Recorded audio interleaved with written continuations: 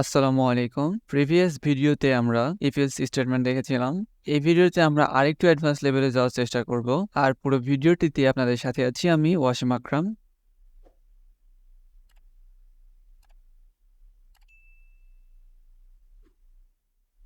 স্ক্রিনে যে কোডটি দেখতে পাচ্ছেন এটি ছিল আমাদের প্রিভিয়াস ভিডিওর কোড। এখন আমরা শুরু করব else if লেটার দিয়ে। এখন else if লেটারটা আসলে কি? চলুন আমরা এটি ইমপ্লিমেন্ট করি এবং বোঝার চেষ্টা করি।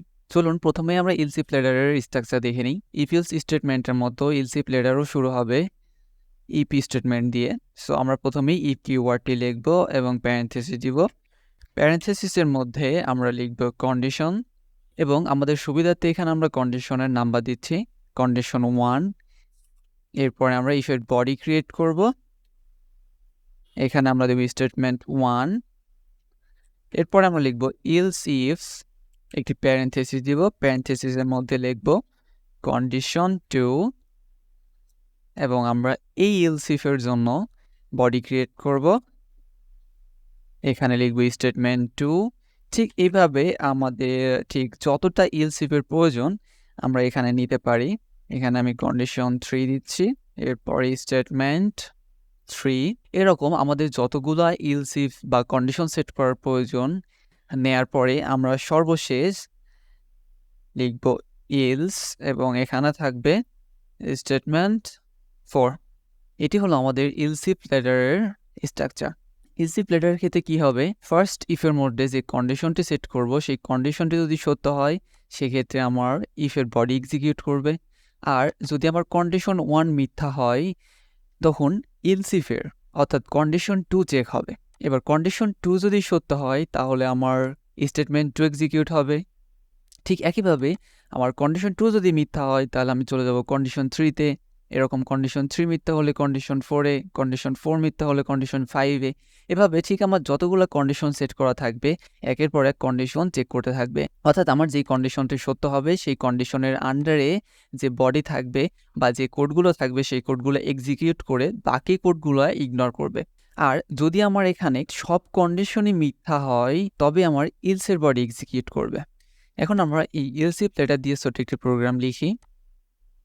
এখানে আমি প্রথম কন্ডিশনটি এমনভাবে সেট করব যে আমার সাবস্ক্রাইবার যদি 1000-এর সমান বা 1000-এর বেশি হয় সেক্ষেত্রে আমি স্ক্রিনে প্রিন্ট করতে যাচ্ছি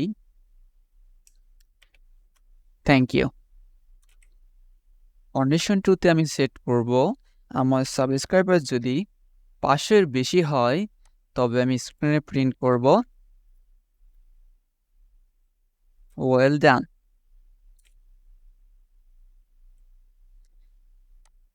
এবারে কন্ডিশন 3-তে আমি সেট করব আমার সাবস্ক্রাইবার যদি 100-এর বেশি হয় তবে আমি প্রিন্ট করব নট ব্যাড। এখন যদি আমার কন্ডিশন 1, কন্ডিশন 2 এবং কন্ডিশন 3 সবগুলো কন্ডিশনই মিথ্যা হয়ে যায় তখন কিন্তু আমার else এর বডি এক্সিকিউট করবে। তবে আমি else এর বডির মধ্যে প্রিন্ট করব প্লিজ ডু সাবস্ক্রাইব। এবার আমরা প্রোগ্রামটি রান করি। দেখুন এখানে স্ক্রিনে লেখা আছে প্লিজ ডু সাবস্ক্রাইব। কেন এটি আসলো? কারণ সাবস্ক্রাইবার নামে আমাদের যে ভেরিয়েবলটি আছে সেটির ভ্যালু কিন্তু আমাদের 100। এই 100 নিয়ে যখন আমি ফার্স্ট কন্ডিশনটি চেক করছি তখন কন্ডিশনটি মিথ্যা হচ্ছে। কারণ ফার্স্ট কন্ডিশনটি হলো সাবস্ক্রাইবার আমার 1000-এর সমান বা 1000-এর বেশি হতে হবে, কিন্তু আমার সাবস্ক্রাইবার আছে কত? মাত্র 100। সো আমার এই কন্ডিশনটি মিথ্যা, আমার এই বডিও এক্সিকিউট হলো না। এরপর আমি চলে যাব সেকেন্ড কন্ডিশনে। সেকেন্ড কন্ডিশনে সাবস্ক্রাইবার হতে হবে 500-এর বেশি, আমার সাবস্ক্রাইবার 100। সো এই কন্ডিশনটিও মিথ্যা। থার্ড কন্ডিশনে কিন্তু আমার মিথ্যা হয়ে যাচ্ছে, কারণ থার্ড কন্ডিশনে আছে সাবস্ক্রাইবার 100-এর বেশি হতে হবে, আমার আছে এক্স্যাক্টলি 100 যেটি 100-এর বেশি নয়। এই কারণে আমার কন্ডিশনটি মিথ্যা হচ্ছে। যেহেতু আমার তিনটা কন্ডিশনই মিথ্যা হয়ে গেছে তাই আমার else এর বডি এক্সিকিউট হবে এবং স্ক্রিনে লেখা এসেছে প্লিজ ডু সাবস্ক্রাইব। এই ছিল else if লেটার। এরপর আমরা দেখব নেস্টেড if else। এখন আমরা আমাদের ফার্স্ট if স্টেটমেন্টের মধ্যে আরেকটি if else স্টেটমেন্ট লিখব। এর জন্য আমরা প্রথমেই একটি নতুন ভেরিয়েবল নিয়ে নিব। ভেরিয়েবলটির নাম দিয়েছি ভিউ এবং ৬০০০ দ্বারা ইনিশিয়ালাইজ করে দিয়েছি। এখন এখানে যেহেতু আমরা আরেকটি ইফ এলস স্টেটমেন্ট লিখব, সো আমরা এখানে ফার্স্টে স্টার্ট করব ইফ কিওয়ার্ড দিয়ে এবং এরপর আমরা প্যারেনথেসিস দিব এবং ঠিক আগের মতোই কন্ডিশন লিখব। আমি চাচ্ছি যে আমার কন্ডিশনটা এমন হোক যে ভিউ যদি আমার ৫,০০০-এর সমান বা বেশি হয় তাহলে আমি স্ক্রিনে প্রিন্ট করব দ্যাটস এ গুড নাম্বার।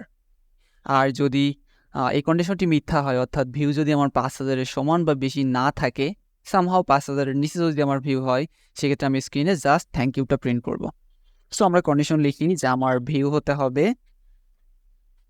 ৫,০০০-এর সমান বা ৫,০০০-এর বেশি। যদি এটি হয় তবে আমরা স্ক্রিনে প্রিন্ট করব that's a good number.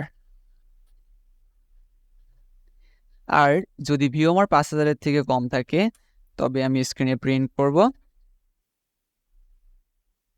Just thank you.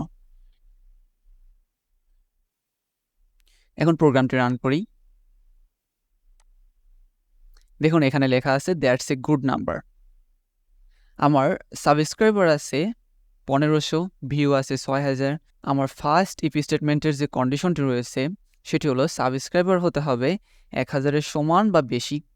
যেহেতু আমার সাবস্ক্রাইবার ১৫০০, এটা ১,০০০-এর থেকে বেশি, সো আমার কন্ডিশনটি ট্রু হলো। আর কন্ডিশনটি ট্রু হওয়ার কারণে এই ইফ স্টেটমেন্টের যে বডি রয়েছে সেটি এক্সিকিউট হবে এবং বডি হিসেবে এখানে আমার আরেকটি ইফ এলস স্টেটমেন্ট আছে। সো এখন আমি এই ইফের কন্ডিশন চেক করব। আমার ভিউ আছে ৬০০০। এই ইফের কন্ডিশনটি হলো আমার ভিউ হতে হবে ৫,০০০-এর সমান বা ৫,০০০-এর বেশি। আমার যেহেতু ভিউ ৬০০০ আছে সেহেতু আমার এই কন্ডিশনটি ট্রু হচ্ছে এবং এই কন্ডিশনটি ট্রু হওয়ার কারণে এই ইফ স্টেটমেন্টের বডি এক্সিকিউট হয়েছে এবং বডিতে প্রিন্ট করা আছে that's a good number. So আমরা এখানে পেয়েছি that's a good number. But আমাদের যদি এখানে ভিউ ৫,০০০-এর কম থাকে সেক্ষেত্রে কিন্তু আমাদের জাস্ট থ্যাংক ইউ প্রিন্ট করবে। যেমন আমি যদি এখানে ভিউ পরিবর্তন করে ৪,০০০ দিয়ে দিই এবং প্রোগ্রামটি রান করি, সেক্ষেত্রে কিন্তু আমার জাস্ট থ্যাংক ইউ প্রিন্ট হবে। এটি হলো আমাদের নেস্টেড ইফ এলস, অর্থাৎ একটি কন্ডিশনের মধ্যে আরেকটি কন্ডিশন সেট করা। ঠিক এরকম করে আমরা বিভিন্ন প্রবলেমের উপর ডিপেন্ড করে বিভিন্ন রকমের কন্ডিশন লেখা প্র্যাকটিস করব।